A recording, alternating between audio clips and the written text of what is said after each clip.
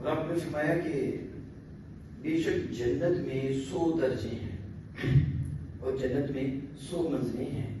اور ہر 2 درجوں کے درمیان آسمان اور زمین جتنا فاصلہ ہے۔ اب آپ غور کریں کہ آسمان اور زمین کا کتنا فاصلہ ہے اس میں، تو یہ 2 درجوں کے درمیان اتنا فاصلہ، کتنی بڑی جنت ہے۔ عرض السماء والارض، جنت کی چوڑائی زمین و آسمان، کہتے ہیں کہ زمین و آسمان دونوں کو ورق یعنی ان کے کاغذ بنا کر ان کو ملایا جائے تو اتنی چوڑائی ہے جنت کی، تو لمبائی کا پھر اندازہ کرتے رہو اتنی ہے، ابھی چوڑائی اتنی ہے کہ ساتوں یہ زمینیں اور آسمان کاغذ بنا کر لپیٹی جائیں، کہ کاغذ بنائے جائیں پھر ان کو جمع کیا جائے، تو اتنی چوڑائی جنت کی بنتی ہے۔ تو صرف چوڑائی کا ذکر کیا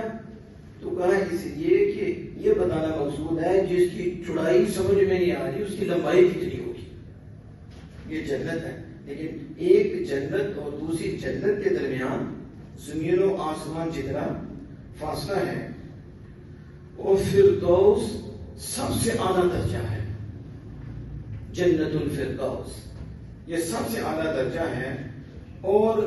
ان 100 درجوں کے درمیان میں ہے، یعنی ان 100 درجوں کے وسط میں ہے۔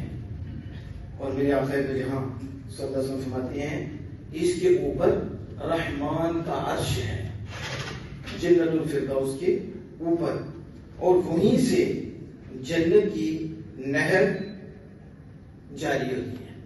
اس جنت کی جتنی بھی نہریں ہیں یہ وہاں سے جاری ہوتی ہیں۔ تو جنت الفردوس کے اوپر باری تعالیٰ کا عرش ہے، اور اسی سے جنت کی نہریں جاری ہوتی ہیں۔ میں بس جب تم اللہ سے سوال کرو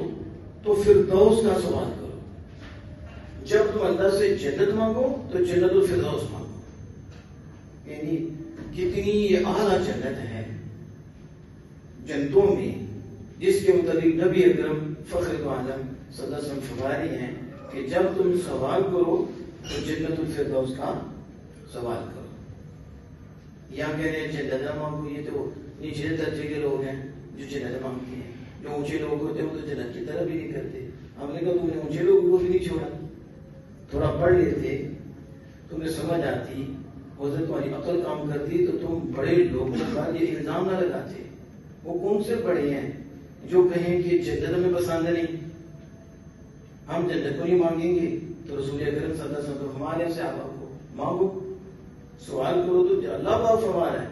کہ جنت کی طرف کوشش کرو، اور نبی جنت کے لیے عمل کر رہے ہیں۔ اور یہاں کیا کہا جا رہا ہے، وہ جو اصل ان کو سمجھے ہی نہیں، وہ کہتے ہیں ہم جنت کو بھی طلب کرتے ہیں، اس لیے کرتے ہیں کہ رب راضی ہوتا ہے، یہ بھی رب کی رضا ہے، اور جہنم سے بھی ہم ڈرتے ہیں، کیوں؟ رب ناراض ہوتا ہے، مد نظر رب کی رضا ہوتی ہے۔ تو کون سا مومن ہے جسے رب کی رضا طلب نہیں ہے؟ وہ بھی ثواب کی طلب کر رہا ہے تو رب راضی ہوتا ہے،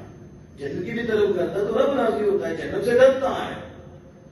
رب ناراض ہوتا ہے کہ بندہ میں ایسا لفظ بولے۔ اللہ کی ناراضگی ہے جہنم، اللہ کی رضا ہے جنت، اور رب ہی فرما رہا ہے